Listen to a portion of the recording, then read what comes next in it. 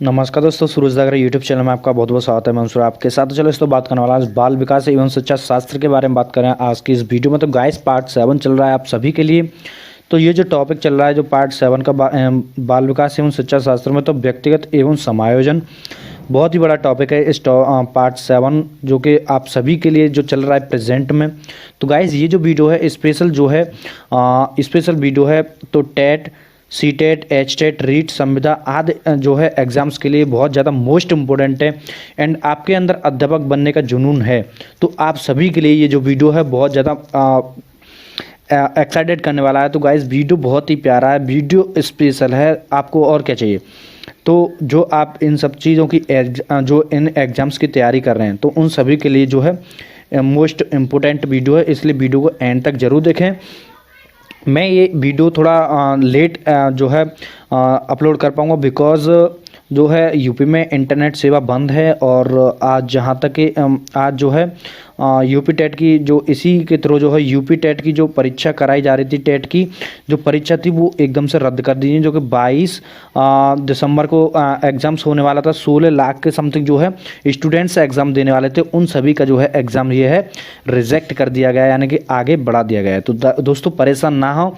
और जो है अपना इंटरनेट की वजह से दिक्कत आ रही है, इंटरनेट यहाँ पर अपलोड नहीं हुआ है। ये जो वीडियो अपलोड कर रहा हूँ मैं तो शायद आपको पता नहीं कब मिले, 2 दिन 4 दिन बाद मिले, लेकिन जो है यूपी टेट की परीक्षा जो है रिजेक्ट कर दी गई है, ठीक है, आगे बढ़ा दी गई है। इसलिए जो है परेशान ना हो, आगे जो है आपका दोबारा से जो रिजल्ट निकलेगा रिजल्ट नहीं, जो एडमिट कार्ड दोबारा से आएगा और आपकी जो कॉलेज है वो शायद चेंज हो जाए, लेकिन डेट तो आपका चेंज होना ही होना है। इसलिए जो है आपका ये जो एडमिट कार्ड है वो एक बार फिर से आपको डाउनलोड करना पड़ेगा। तो चलिए दोस्तों शुरू करते हैं आज की वीडियो। जो वीडियो है कि इंटेरेसेस INTERESSE शब्द किस भाषा का शब्द है। तो लैटिन भाषा का शब्द है इंटेरेस शब्द जो है वो लैटिन भाषा का शब्द है। और इंटेरेस शब्द का जो अर्थ होता है वो होता है अंतर स्थापित करना तथा लगाव होना। अंतर स्थापित करना और लगाव होना, इस शब्द का ये अर्थ होता है, ठीक है।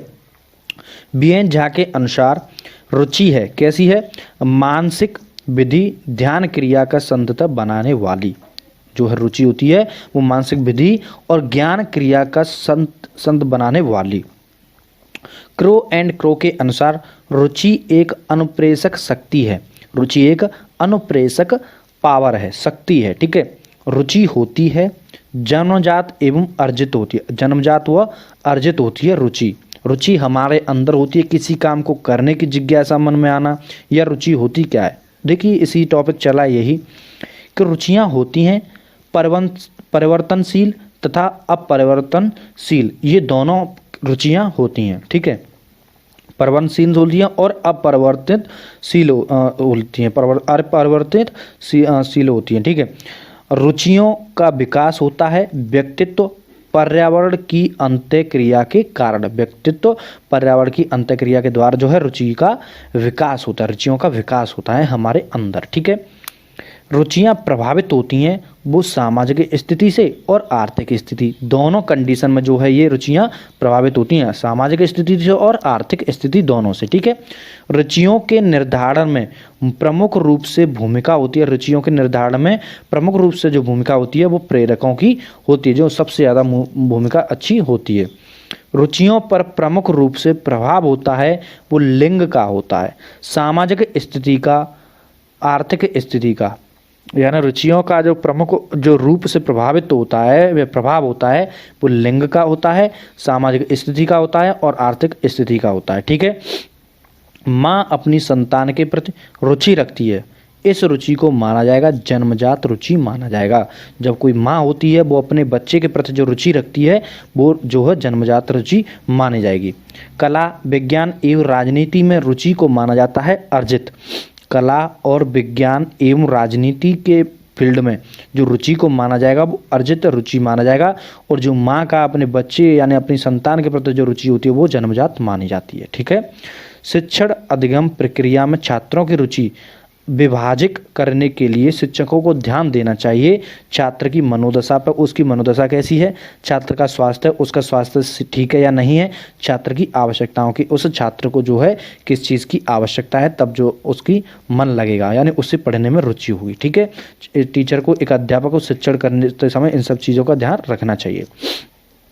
छात्रों की प्रकरण में रुचि विकसित करने के लिए शिक्षक द्वारा स्पष्ट करना चाहिए, प्रकरण का उद्देश्य निश्चित करना चाहिए, उपयोगिता निश्चित करनी चाहिए और भविष्य में आवश्यकताएं जो है स्पष्ट कर देनी चाहिए।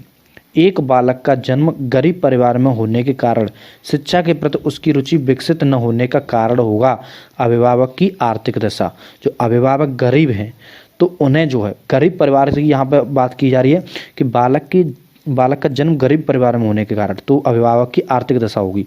तो अभिभावक गरीब हैं तो उसे अच्छी शिक्षा नहीं दिला पाने में असमर्थ होते हैं, तो ये अभिभावक की आर्थिक दशा है। और अभिभावक की अशिक्षितता है, यानी अभिभावक अशिक्षित हैं तब इस चीज़ को, अगर शिक्षित हो तो शायद कोई कोशिश कर भी सकता है, या शिक्षित अभिभावक हों तो घर पर ही उसे ज्ञान दे सकते हैं। ठीक है, चलिए। बालक की किसी विषय या क्रिया में रुचि होने के लिए आवश्यक होता है वो आनंद होता है। अगर उस विषय को पढ़ने में उसे आनंद आ रहा है तो उस विषय में उसे ज़्यादा से ज़्यादा आवश्यकता और बहुत ज़्यादा रुचि होती है। विद्या में रुचिपूर्ण वातावरण उत्पन्न करने में बाधा उपस्थित करते हैं वो कठोर अनुशासन करते हैं। विद्यालय में रुचिपूर्ण वातावरण उत्पन्न करने के लिए बाधा उपस्थित करते हैं तो क्या करते हैं, कठोर अनुशासन जो है उनमें बाधा उत्पन्न करते हैं। अभिभावकों का आक्रामक व्यवहार बालक की रुचि पर प्रभाव डालता है। वो रुचि को निम्न करना और विपरीत प्रभाव डालना। ठीक है, इन सब चीज़ों पर जो है अभिभावकों का आक्रामक व्यवहार बालक की रुचि पर प्रभाव डालता है। रुचियों का विकास होता है वो जीवन पर्यंत तक होता है। ठीक है, रुचियों का जो विकास होता है जीवन पर्यंत तक होता है। रुचि तालिका का निर्माण कार्य किस संस्था में प्रारंभ किया जाता है, तो कार्नेज इंस्टीट्यूट ऑफ टेक्नोलॉजी के द्वारा। ठीक है, प्रारंभ किसने किया, कार्नेज इंस्टीट्यूट ऑफ टेक्नोलॉजी ने द्वारा किया गया। रुचि तालिका निर्माण की प्रक्रिया आरंभ हुई 1919 से 1919 से हुई है। ठीक है, रुचि तालिका की प्रक्रिया आरंभ। ठीक है, स्ट्रॉन्ग की व्यावसायिक रुचि परिसूची में पदों की संख्या जो होती है वो 420 होती है। स्ट्रॉन्ग की व्यावसायिक रुचि परिसूची में प्रतिरूपों की संख्या होती है वो 4 प्रतिरूपों की संख्या होती है। स्ट्रॉन्ग की व्यावसायिक रुचि परिसूची में ए प्रतिरूप है वो पुरुषों के लिए, ए प्रतिरूप पुरुषों के लिए है। स्ट्रॉन्ग की व्यावसायिक रुचि परिसूची में बालिकाओं के लिए प्रतिरूप है वो प्रतिरूप WB में होती है। ठीक है, पुरुषों के लिए ए में होती है और बालिकाओं के लिए जो है प्रतिरूप WB में होती है। ठीक है, WB में होती है। नेक्स्ट, स्ट्रॉन्ग की व्यावसायिक रुचि परिसूची में बालकों के लिए प्रतिरूप है वो प्रतिरूप ए है। ठीक है, रुचि गुप्त अवधान है एवं अवधान सक्रिय रुचि है। यह कथन किसका है, मैक्डोगल वैज्ञानिक का है। किसका जो है ये कथन, मैक्डोगल वैज्ञानिक का है। ठीक है दोस्तों, चलिए नेक्स्ट क्वेश्चन है हमारा कि रुचि वह स्थिर मानसिक विधि है जो ध्यान क्रिया को संतत बनाती है, अतः यह कथन BN झा द्वारा कहा गया है। कूडर अधिनियम लेख में पदों की संख्या जो होती है वो 168 होती है। कूडर अधिमान लेख में पदों की संख्या 168 होती है। कूडर अधिनियम का रुचि पालक क्षेत्र होता है वो सीमित होता है। कूडर अधिमान लेख में रुचि मानदंडों की संख्या होती है वो 10 होती है। थर्स्टन सूची में व्यावसायिक युग्मों की संख्या होती है वो 100 होती है। थर्स्टन रुचि अनुसूची के प्रशासन में समय लगता है वो 10 मिनट का समय लगता है। क्लीटन की रुचि तालिका में कितने प्रतिरूप हैं, क्लीटन की रुचि तालिका में कितने प्रतिरूप हैं, वो 3 होते हैं। ठीक है, क्लीटन की व्यावसायिक रुचि तालिका में पदों की संख्या 630 होती है। कितनी होती है, 630 होती है। ठीक है, अच्छा, लॉथॉप की रुचि तालिका कितने क्षेत्रों पर आधारित होती है, वो 6 क्षेत्रों पर आधारित होती है। हैपनर की व्यावसायिक रुचि सूची में उपलब्ध पद है वो 167 पद हैं। एसपी कुलश्रेष्ठ व्यावसायिक एवं शैक्षिक प्रपत्र में शैक्षिक क्षेत्रों की जो संख्या होती है वो 7 होती है। ठीक है। एसपी कुल क्षेत्र की सूची तालिका का संबंध व्यवसाय से होता है, शैक्षिक क्षेत्र से होता है, दोनों से होता है। स्टीवार्ड एंड ब्रेनार्ड की विशिष्ट सूची तालिका में प्रारूपों की जो संख्या दी गई है वो 7 दी गई। स्टीवार्ड और ब्रेनार्ड की विशिष्ट सूची तालिका में, ठीक है, 7 होती है। मूल्यांकन एक प्रक्रिया है, व्यापक प्रक्रिया। कैसी प्रक्रिया है? मूल्यांकन एक कैसी प्रक्रिया है? तो ये एक व्यापक प्रक्रिया है। किसी वस्तु का निर्धारण ही मूल्यांकन है, किसी वस्तु का निर्धारण ही मूल्यांकन है। यह कथन टार्गसन एंड एडम्स का है। ठीक है। क्विलिन एवं हैनन के अनुसार मूल्यांकन है शिक्षालय द्वारा छात्रों में किए गए परिवर्तनों का प्रमाणीकरण एवं व्यवस्था। ये दोनों है क्विलिन एवं हैनन के अनुसार मूल्यांकन है। ली वैज्ञानिक का नाम है। ली के अनुसार मूल्यांकन है एक शैक्षिक लक्ष्यों की प्राप्ति की प्रगति की जांच करना। ठीक है। शैक्षिक लक्ष्यों की प्राप्ति की प्रगति की जांच करना एक ली के अनुसार है। मूल्यांकन को शिक्षा के प्रति नवीन धारणा किसी विद्वान ने माना है। किसी विद्वान ने माना है, वो कौन थे? क्विलिन थे। क्विलिन द्वारा जो है, उनके द्वारा शिक्षा की नवीन धारणा है, यह एक विद्वान के माना जाता है। वो क्विलिन विद्वान थे जिन्होंने माना। क्रॉनबैंक के अनुसार मूल्यांकन है शिक्षण लक्ष्यों की प्राप्ति की जांच करना। ठीक है। मूल्यांकन के सापेक्षिक रूप से नवीन प्राविधिक पद माना जाता है, वो J.W. राइट स्टोन ने माना है। J.W. राइट स्टोन ने माना है। मूल्यांकन एक प्रक्रिया है, वो व्यापक प्रक्रिया है और निरंतर चलने वाली प्रक्रिया है। ठीक है। मूल्यांकन कैसी प्रक्रिया है? व्यापक प्रक्रिया है और निरंतर चलने वाली है। मूल्यांकन स्वरूप होता है निंदानात्मक, सुधारात्मक और समस्याओं का समाधान करने वाला। ठीक है। ये होता है। मूल्यांकन की प्रमुख भूमिका होती है वो योजना निर्माण में एवं भविष्यवाणी में, योजना निर्माण में और भविष्यवाणी में होती है मूल्यांकन की प्रमुख भूमिका।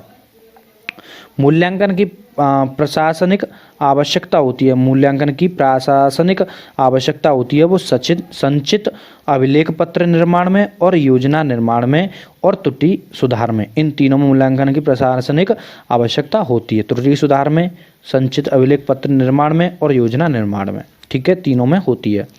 मूल्यांकन को शैक्षिक आवश्यकता होती है। मूल्यांकन को शैक्षिक जो आवश्यकता होती है वो पाठ्यक्रम निर्माण में होती है, योग्यता अनुसार वर्ग निर्माण में होती है और शैक्षिक कठिनाइयों के साधन में होती है। इन तीनों में मूल्यांकन की शैक्षिक आवश्यकता होती है। एक शिक्षक क्षरा स्तरीय शिक्षण व्यवस्था के लिए समूह निर्धारण किया जाए तो प्रमुख रूप से आवश्यकता होगी वो मूल्यांकन की होगी। ठीक है। एक शिक्षक द्वारा स्तरीय शिक्षण व्यवस्था के लिए समूह निर्धारण किए जाएं तो प्रमुख रूप से आवश्यकता होगी मूल्यांकन की होगी। शोध कार्य में मूल्यांकन की आवश्यकता होती है वो परिकल्पनाओं में के मूल्यांकन के लिए होती है। ठीक है। परिकल्पनाओं के मूल्यांकन के लिए होती है। शोध कार्य में मूल्यांकन की आवश्यकता होती है परिकल्पनाओं के मूल्यांकन के लिए। ठीक है। चलिए नेक्स्ट क्वेश्चन बनता है हमारा इससे कि छात्रों के लिए मूल्यांकन की आवश्यकता होती है वो शैक्षिक प्रगति का मूल्यांकन के लिए, छात्रों की स्थिति के लिए, शैक्षिक समस्याओं के समाधान के लिए, इन सभी के लिए जो है आवश्यकता होती है छात्रों के मूल्यांकन की आवश्यकता। अभिभावकों को मूल्यांकन की आवश्यकता कब होती है? जब बालकों की योग्यता एवं रुचि के ज्ञान के लिए और बालक की त्रुटियों को दूर करने के लिए, उचित व्यवहार को सिखाने के लिए जो है अभिभावकों को मूल्यांकन की आवश्यकता होती है। सामाजिक दृष्टिकोण से मूल्यांकन की आवश्यकता कहाँ पड़ती है? सामाजिक दृष्टिकोण से मूल्यांकन की आवश्यकता कहाँ पड़ती है? जो देखते हैं कि शिक्षा के उद्देश्य की प्राप्ति के लिए, सामाजिक आकांक्षाओं की पूर्ति करने के लिए, इन जो है सामाजिक दृष्टिकोण से मूल्यांकन की आवश्यकता इन सब में पड़ती है। ईवी बिल्डले के अनुसार मूल्यांकन का जो महत्व है वो शिक्षा नीति में परिवर्तन के लिए और शिक्षा की नवीन योजनाओं के निर्माण के लिए। ठीक है। शिक्षा की नीति में परिवर्तन के लिए और शिक्षा की नवीन योजनाओं के निर्माण के लिए। माध्यमिक शिक्षा आयोग के अनुसार मूल्यांकन का जो महत्व है वो सामाजिक दोष के लिए, विद्यालय के सफल संचालन के लिए, अपेक्षित अधिगम स्तर के लिए जो है माध्यमिक शिक्षा के आयोग के अनुसार है ये सब। कोठारी आयोग के अनुसार मूल्यांकन क्या है? एक क्रमिक प्रक्रिया है, शिक्षा प्रणाली का आवश्यक अंग है, शिक्षा के उद्देश्य से घनिष्ठ संबंध है। ठीक है, कोठारी के अनुसार। ग्रीन के अनुसार मूल्यांकन का प्रयोग किया जाता है विद्यालय कार्यों की जांच के लिए, शैक्षिक सामग्री की जांच के लिए, पाठ्यक्रम तथा शिक्षक की जांच के लिए। जो है ग्रीन एक वैज्ञानिक का नाम उनके द्वारा है। ठीक है, मूल्यांकन का प्रमुख उद्देश्य जो होता है सर्वांगीण विकास के लिए होता है। मूल्यांकन का जो मुख्य उद्देश्य होता है वो सर्वांगीण विकास के लिए होता है।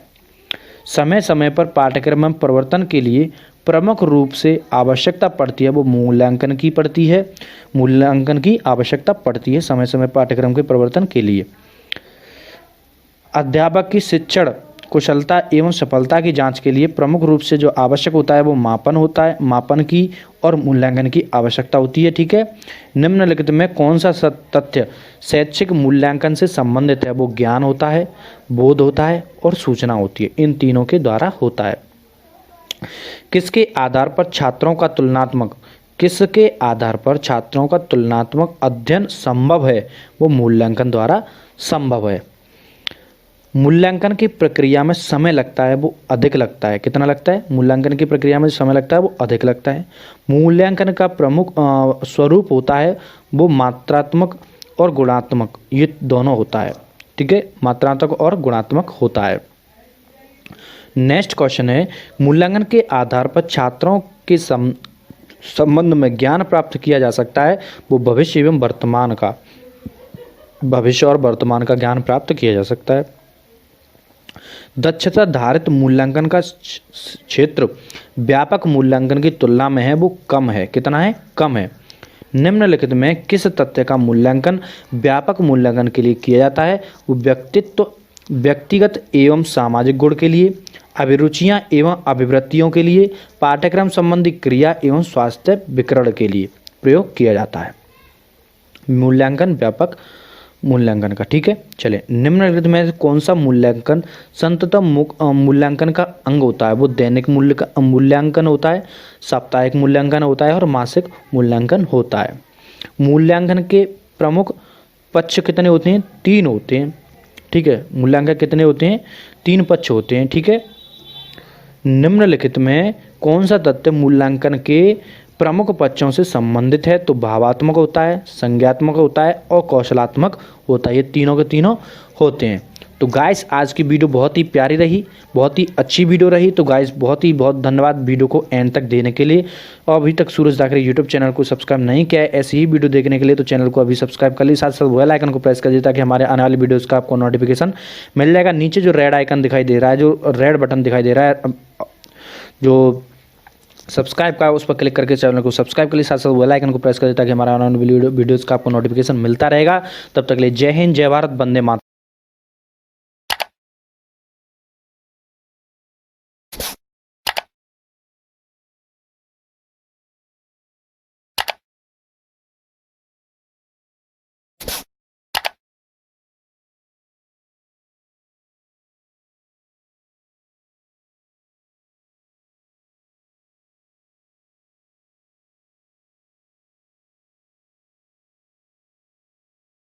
दोस्तों।